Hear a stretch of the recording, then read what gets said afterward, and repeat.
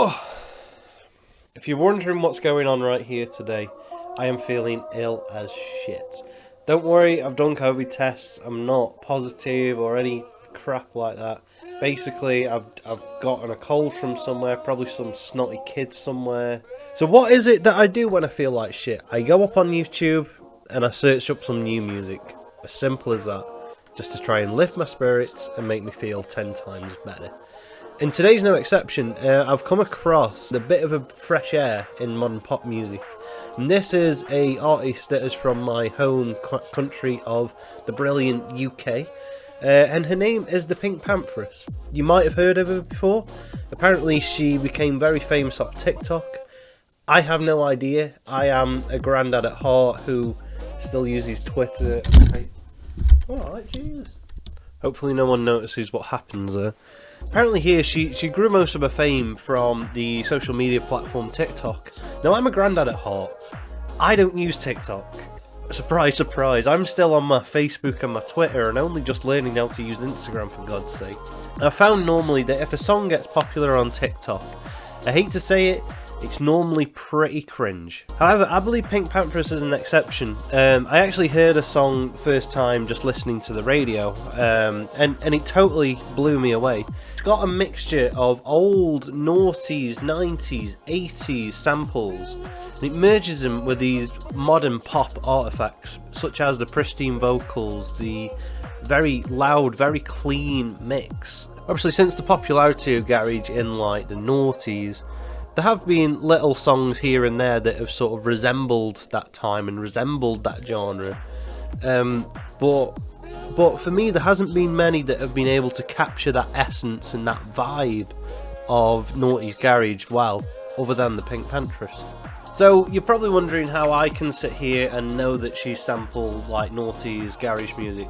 It's because I actually found out in the first song Pain in her To Hell With It album. I actually found that this actually has a sample from an old noughties garage song.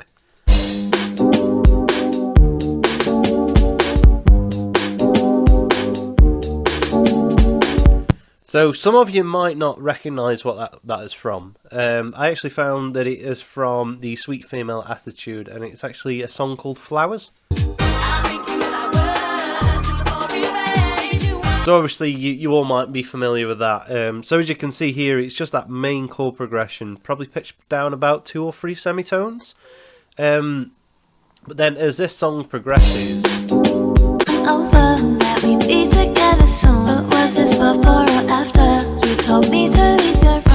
you have these absolutely pristine vocals burst through. Obviously you can tell as with Flowers, the vocals are nice, they're present, but they aren't very crisp. They're still nice. I'm not taking anything against that, but this gives it, for me, like the pristine Charlie XCX vocals, along with an old garage hit. For me, it's infusing all of these little genres and subgenres that I've come to absolutely love, and it just brings them together in one little capsule.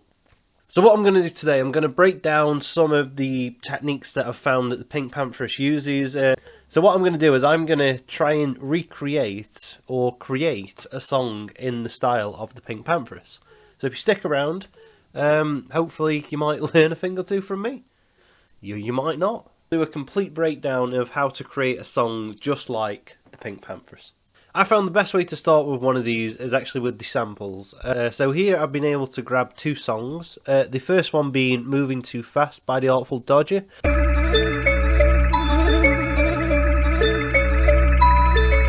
Again, that was a very popular garage song at the time. Then the second one is from an artist called Dynamite, and it was called Dancehall Queen. I'll be honest, I've never heard of this song before, I just randomly found it, but I really like the chord progression on this one.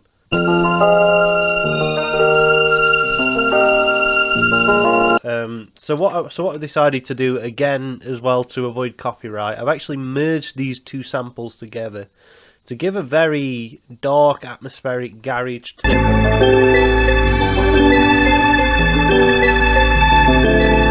So you can tell he's creating that sort of distinct Pink Pantheress recognisability in it, because there we're having two songs that were very, very popular, very, very recognisable songs.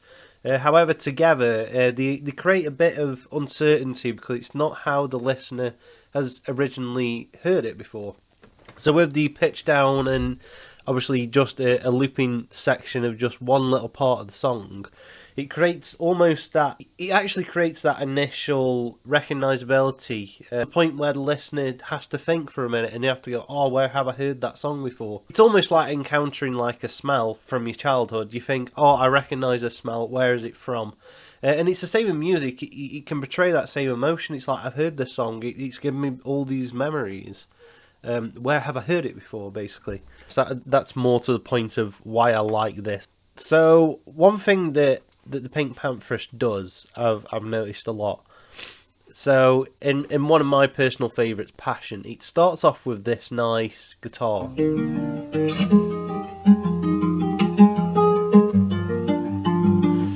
So from that little 4-bar phrase, you actually start recognising the rhythm and the actual pattern that you think that it's going to go into.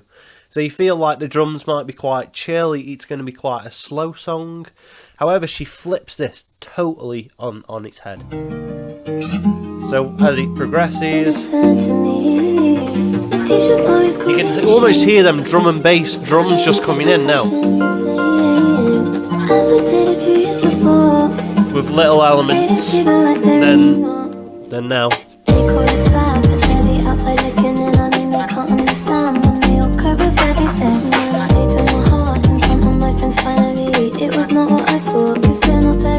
So all of a sudden you've got this almost just drum and bass line with like almost an amen break drum pattern.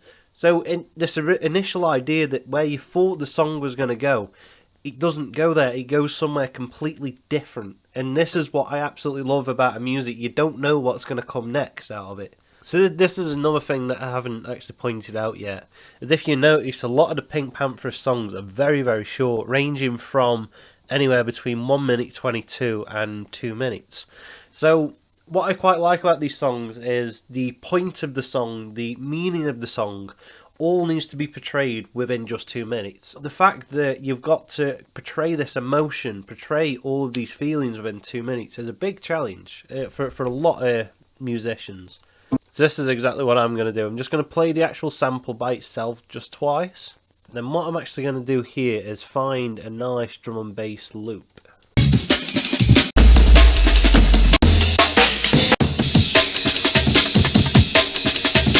So I quite like that one. Let's drag that in, see how that sounds.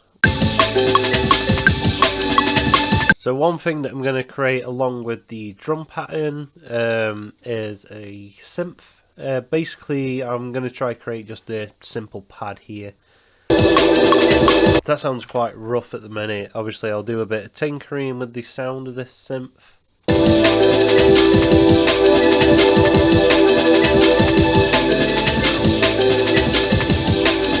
And because it's an intro and I want it to sound quite modern as well, I'm just going to use my personal and favourite rack of all time, which is the Hype Machine.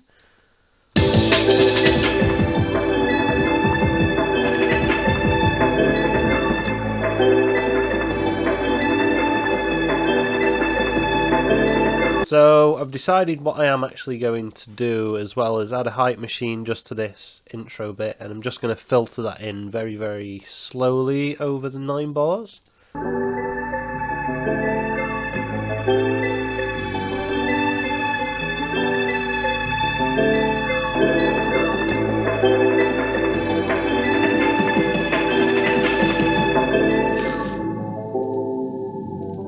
So the thing is, if I was actually creating this song now I've got this nice little just chord progression that's filtered. It's a bit atmospheric, it's a bit confusing at times.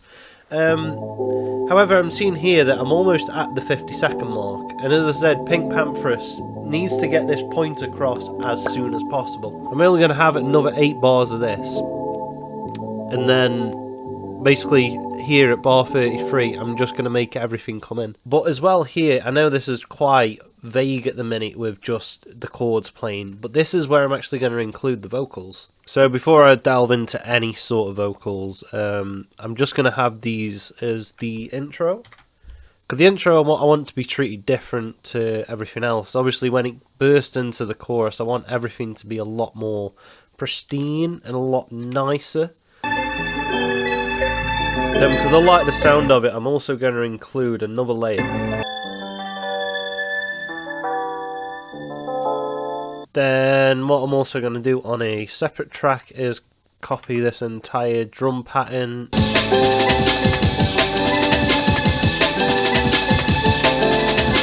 Well, actually that's nice, and then have that sort of stop at the end of the 4-bar phrase.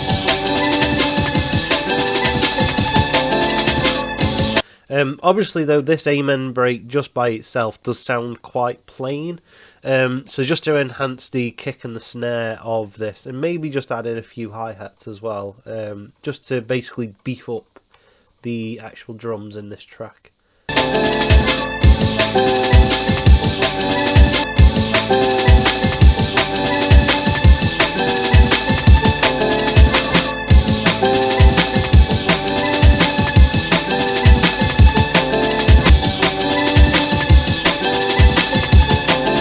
So obviously now what I just need to do to sort of fill in this section, because obviously there will be a big gap in here, because in my opinion I think it'd be nice to have just vocals singing constantly throughout this. Maybe singing like the catchy riff that I'll come up with in just a second. But one thing it is really lacking is that gritty bass line that obviously that you hear in a lot of the songs. So that's what I'm going to try recreate here. From what I could hear, it just sounded like a filtered saw wave, but actually with a bit of unison on it.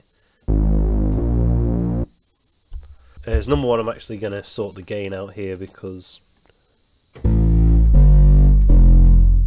that's quite nice.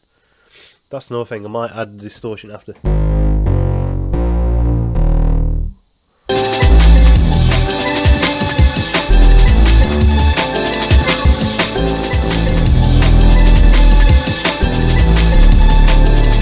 So one thing that I do want to do after this, if I create another serum with that on, I want to copy the patch that I had going.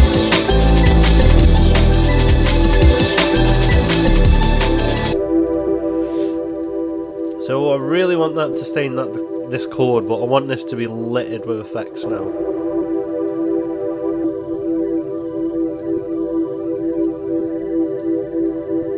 So you can already tell we're getting to that Pink Pantheress vibe now. It has that, it has a little stabby bass line in it. It has that recognisable garage features that you've all come to know to love. There's just one massive thing now missing from this whole equation, and that is the vocals. So just before I'm going to do that, basically this chorus now is going to play until the end of the song.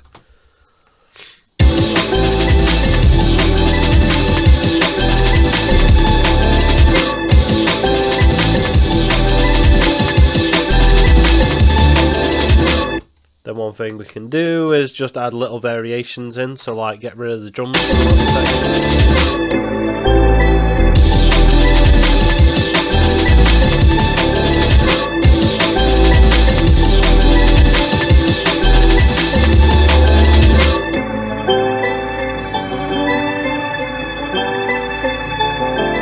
maybe we just take everything out for a second.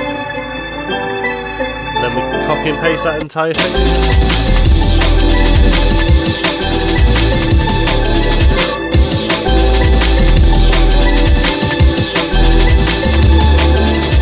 Basically what we're going to have here at the end is just a absolute total fade out. Because that's something that she really likes doing in her songs, is basically once everything's said and done, once she's portrayed all of her emotions in a song, she just likes to simply fade it out. Again, quite reminiscent of them old garage, old 80s songs. Just normal pop songs used to do this, and not many songs do it now. Just have this gradual fade out at the end.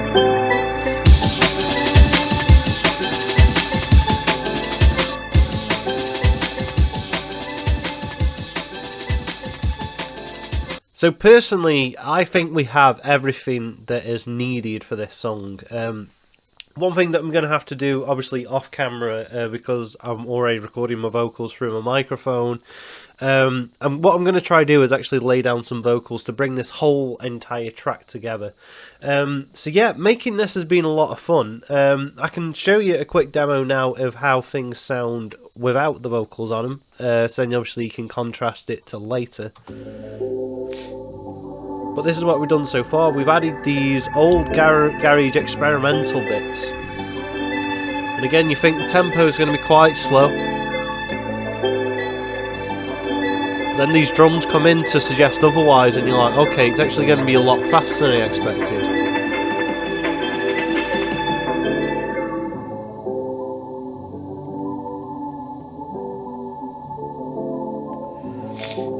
So all that's missing here is that high-end, pristine vocal just to lay on top of it now. That has that catchy riff in it and brings this whole track together.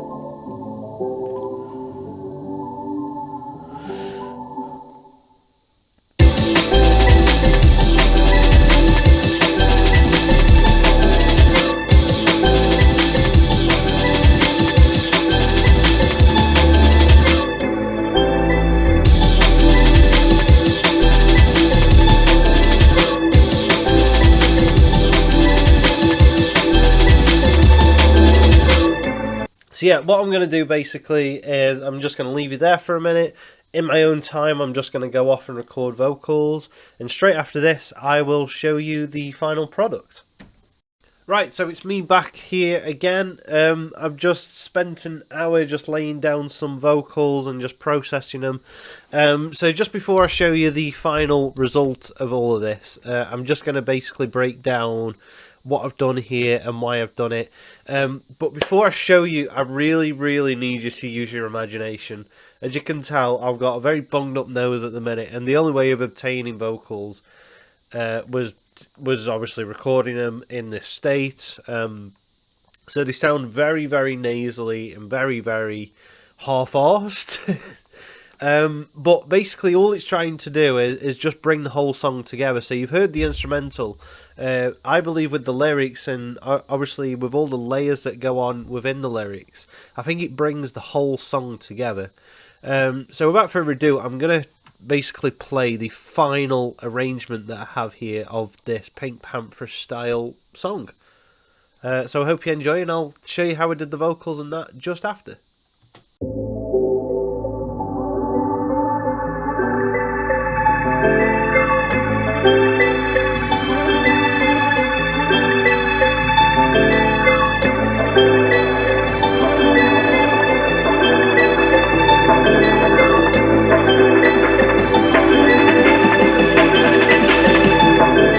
Saw you texting him from your phone. Are you really that sad and alone? Telling me to stop with all these questions, and if I still have me fucking guessing. Now you know that I have no regrets. Tell me it's over. Why do you think I care? You keep pushing me away. You keep pulling me under. I know that you gave me a second chance today, 'cause you keep pushing me away.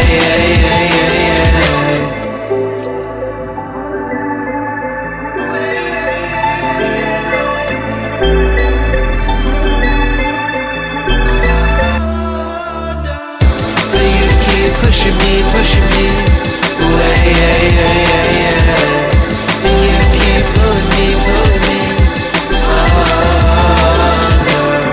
I know that you gave me a second chance today, 'cause you keep pushing me away.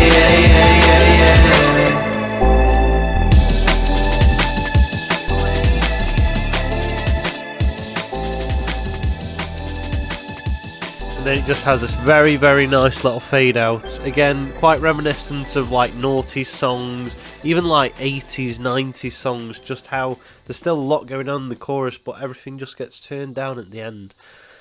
I love that style. You don't hear it very often. Are you going to stop? Shut up. Okay, well that's just going on in the background. As you can tell, as I say, you need to use your imagination. Today wasn't a vocal day, but I just wanted to get the basic lyrics in there and bring everything together. So real simple. It's a really simple vocal chain. It's just a little bit of auto-tune. Tell me it's over. Why do you think I care? But you keep pushing me. Just to try and keep me in tune as much as possible. I know it's hard.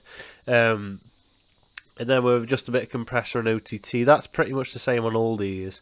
But what I want to just talk about here is sort of like the pop vocal processing that I've done here. So I've got 3 takes of the original octave and the original vocal on the chorus. But you keep pushing me away. Then an additional 2 takes, one far left and one far right. But you keep pushing me away. Then all together. And you keep pulling me. And it also gives that sort of illusion of just having like a group vocal in there. Then adding on top of that, we have this, which is just basically me singing an octave higher. 'Cause you keep pushing me. Which is horrible to listen to. And you keep telling me, pulling me harder. I know. But it does actually. You gave me a second chance today. 'Cause you keep pushing me away. Then that's actually layered as well with just a little harmonic. And you keep pushing me away. Keep pulling me And then what really gives it the source is this delayed octave higher of just the under and the away. And that basically just has a shit ton of echo on it.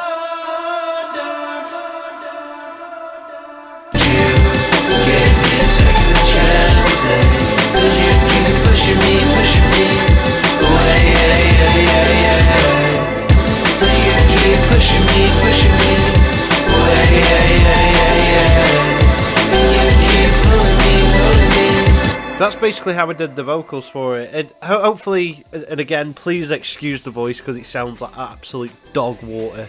But hopefully this just gives you a good understanding of how to layer the pop vocals on top of it. And how it can sort of bring the whole song together. Personally, I'm very happy with how this turned out. Don't get me wrong, it does sound like an Aldi version of Pink Pantheress. I am fully aware of that. But all I wanted to do here was just sort of show you some of the concepts and some of the approaches she takes to actually make her music. And by all means, please go check her out. I've been having an absolute frigging blast, like hearing all the new stuff in that. So hope this has helped. If you want to produce a Pink Pantheress type song, I'm hoping this might bring a bit of inspiration to you. So that's pretty much it from me. As always, give it an absolute fat like, because it costs nothing, but it means a hell of a lot to me. So as always, stay out of trouble, stay good, and I'll catch you in the next video. Alright, see you later. Bye.